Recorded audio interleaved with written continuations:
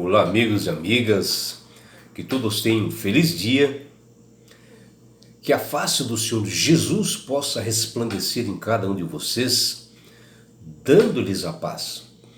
Vamos estudar a lição e hoje, segunda-feira, 3 de abril, a lição 2, ela tem como título A Volta do Filho do Homem. A lição de hoje, ela está baseada no livro de Apocalipse, no capítulo 14, versículo 14, que assim nos diz: Olhei, e eis uma nuvem branca, e sentado sobre a nuvem, um semelhante ao Filho do Homem, tendo na cabeça uma coroa de ouro, e na mão uma foice afiada. Aqui, quando fala semelhante a Filho do Homem, ele está, o apóstolo João, que ele viu essa visão, né?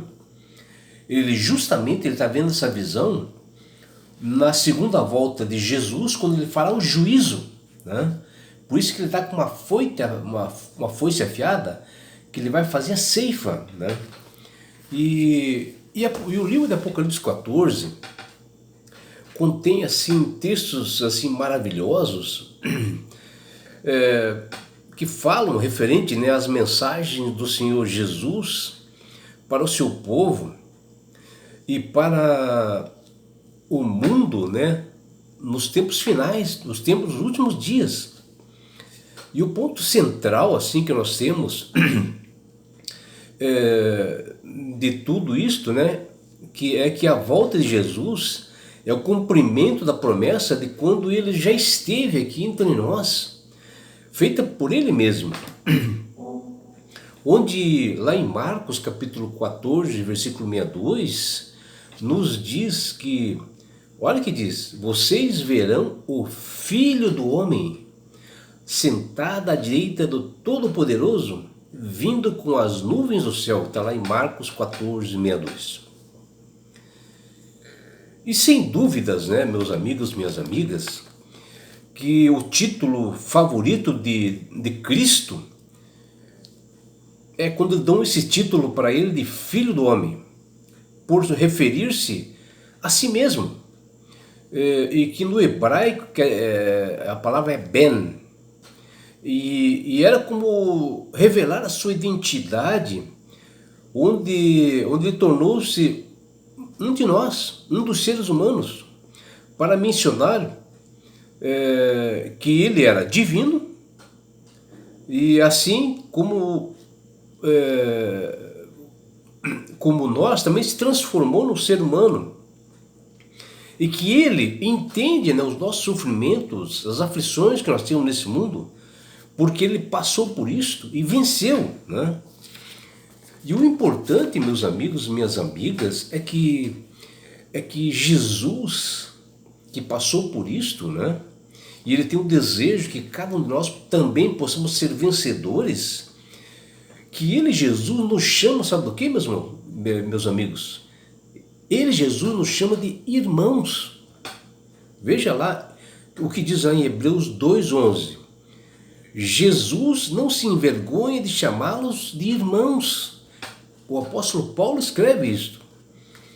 E uma outra passagem também que menciona sobre isto, lá em Mateus capítulo 12, versículo 47, quando Jesus estava assim no meio da multidão, e alguém disse para Jesus: tua mãe e teus irmãos estão lá fora e querem falar contigo. Ou seja, eram os irmãos verdadeiros dele, era Maria, os outros irmãos que eles tinham, né, que José tinha mais filhos. Eles estavam ali querendo falar com Jesus. E eis que Jesus responde: quem é minha mãe e que são meus irmãos? Ele perguntou, né? E ele, estendendo a mão assim, né, diante da multidão, ele disse: aqui estão meus irmãos. Viu que maravilha, meus amigos e minhas amigas? Que coisa maravilhosa, Jesus nos chamando de irmãos.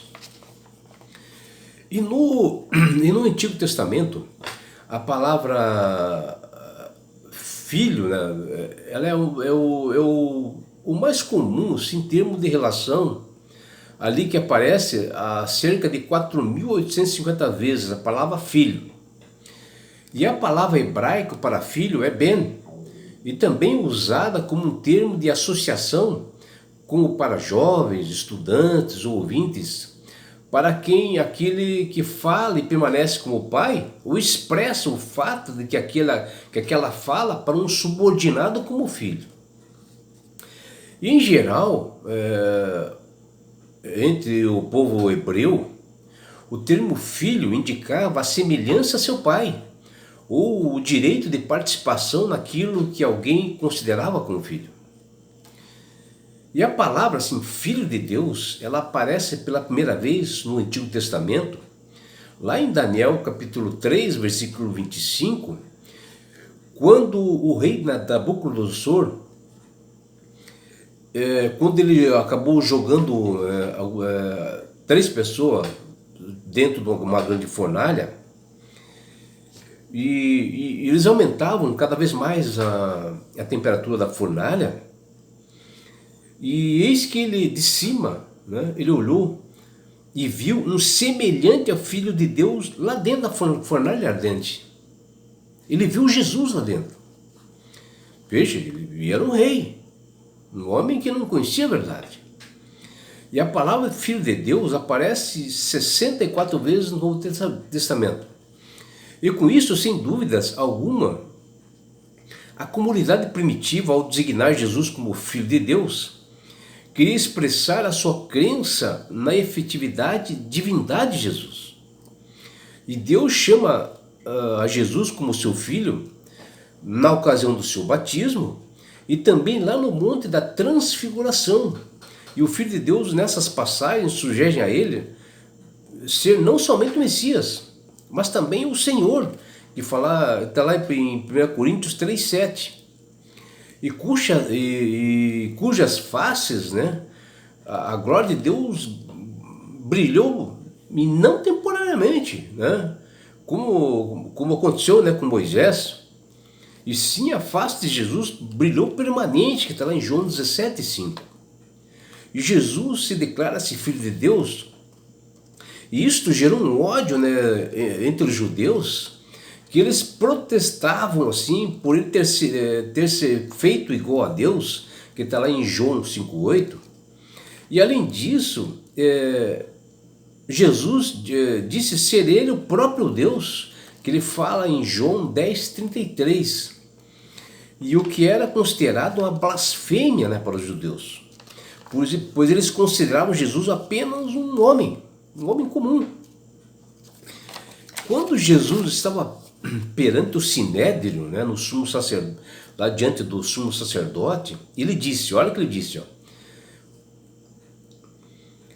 no caso, o sumo sacerdote disse para Jesus: eu te conjuro pelo Deus vivo que nos diga se tu és o Cristo, Filho de Deus. E Jesus lhes respondeu: eu sou.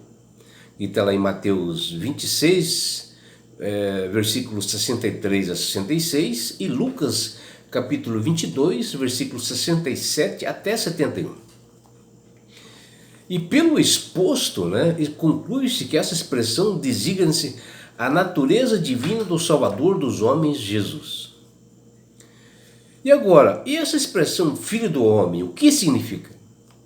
A expressão Filho do Homem, ela é usada, né, 94 vezes no Novo Testamento, onde só nos livros de Mateus 32, no livro de Mateus aparecem 32 vezes, Marcos aparece 14 vezes, e sempre, né, pelo próprio Cristo que falou isto, né, exceto lá no livro de João 12,34, que foi o próprio João que falou, Atos 7,56 também, e Apocalipse 1,13, que foi posterior à morte de Jesus, que foi o apóstolo João que falou, mas também inspirado por Deus. E essa expressão hebraica, Jesus, em uma posição assim, humilde, porque quando fala assim, Filho do Homem, né, Jesus mostra a sua humildade, ele mostra ali que ele está ausente de privilégios ou poderes especiais, né, na forma humana que ele se esteve entre nós, né? Onde ali ele sentiu fome, sede, sentimento e dores, e como eu havia falado para vocês, em Hebreus 2:11, diz que ele é um irmão nosso, ou seja, ele estava como um ser humano ali. E João 1,51, depois das objeções de Nicodemos, e lá em João 6, versículos 27 e 33, em relação com a recusa, né, dos judeus em crer em Jesus, aqui ele quis, com esse termo, filho do homem, acentuar propositadamente a sua natureza humana. E isso foi confirmado em João 5,27. E esse, né, é o título onde Jesus se mostra assim, uma identificação maior conosco. É uma identificação que ele mais gosta, essa de filho do homem, porque ele passou por tudo neste mundo, né, de pecado, venceu, e ele gostaria que todos nós também vencêssemos. E Deus disse que aquele que ascendeu aos céus voltará em grande poder, não deixa dúvidas para o fim dos tempos, e diz, vocês verão o Filho do Homem sentado à direita de Todo-Poderoso e vindo com as nuvens dos céus. Está lá em Marcos capítulo 14, versículo 62.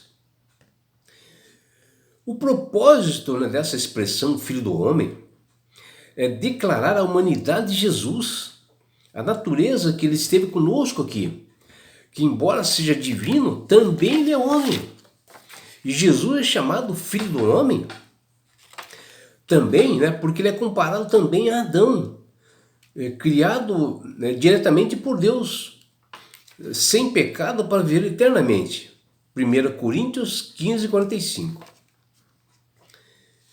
E o Messias, ele veio cumprir todo o propósito de Deus para a humanidade e viver para Deus. O Filho do Homem, ele era o título favorito de Cristo.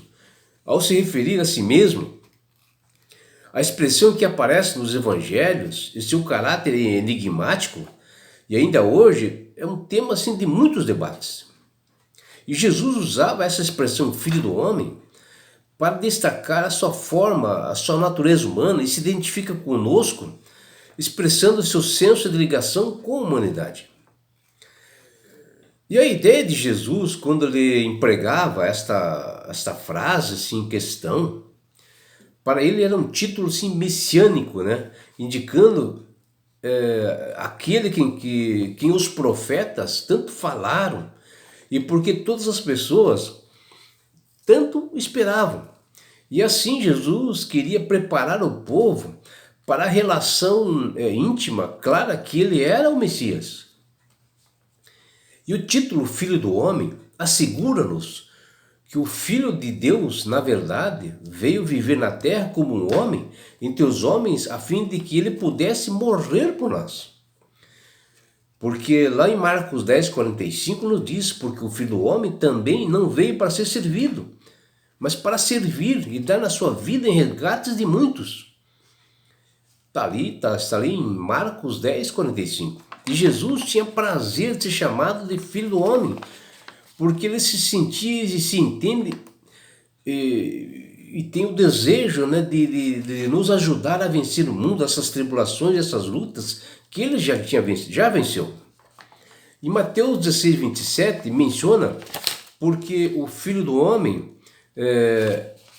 há de vir na glória de seu Pai com seus anjos, então retribuirá a cada um conforme as suas obras. Vejam que maravilha, né?